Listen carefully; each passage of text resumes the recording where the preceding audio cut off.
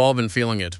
There's a shadow hanging over NCIS Season 23, and it isn't just the corruption inside the director's office. Something deeper is unfolding beneath the surface. Quiet, controlled, almost invisible. But once you notice it, you can't unsee it. Between the impossible sniper-level precision in recent cases and that strange Alaskan salmon reference dropped almost casually in dialogue, every breadcrumb seems to be pointing in one direction. Leroy Jethro Gibbs, but not in the way people are expecting. Because this isn't just about a comeback. This is about a system starting to fail, and a man who may already be operating inside it without anyone officially seeing him. Today, we break down the Rule 100 theory, the idea that Gibbs has already returned to NCIS, just not in any way the team can detect, and why he might be the only force capable of stopping what's quietly collapsing around them. The Alaskan salmon clue. Let's start with the moment that sparked the entire theory. The Alaskan salmon mention. On the surface, it feels harmless. Just dialogue.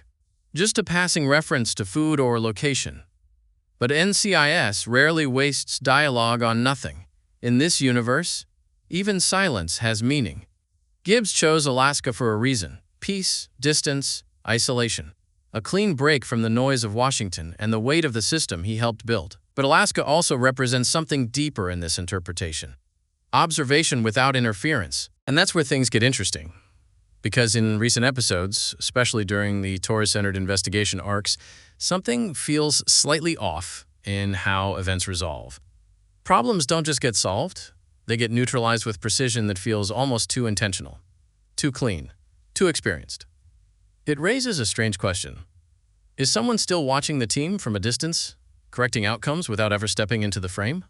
And if so, why does Alaskan salmon feel less like dinner and more like a signal?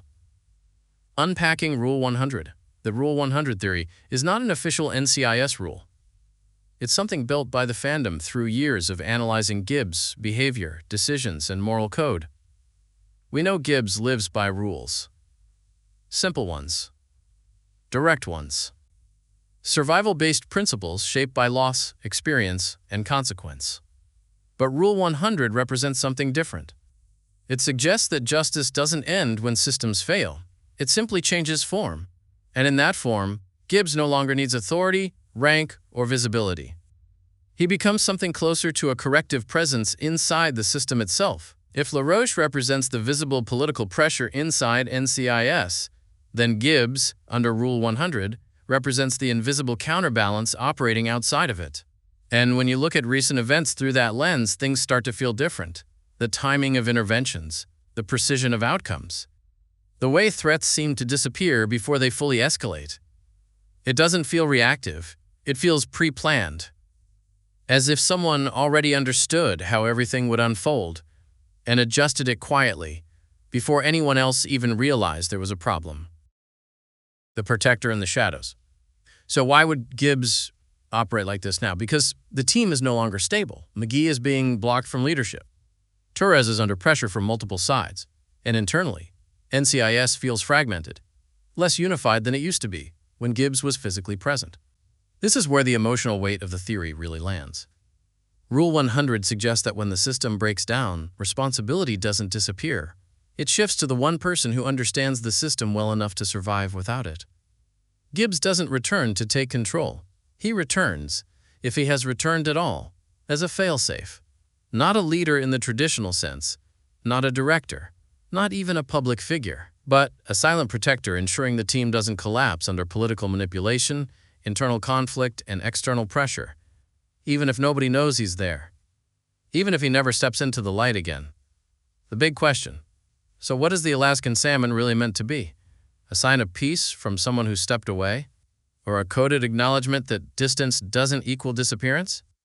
And, more importantly, does Rule 100 actually represent a hidden operating logic for Gibbs? Or is it just a fan theory built from patterns we desperately want to connect? Because NCIS has always thrived in that space between presence and absence, between what's shown and what's implied, between silence and influence. And Gibbs, more than anyone else in the series, has always lived in that space better than anyone. Even when he leaves. Even when he disappears. He never truly feels gone.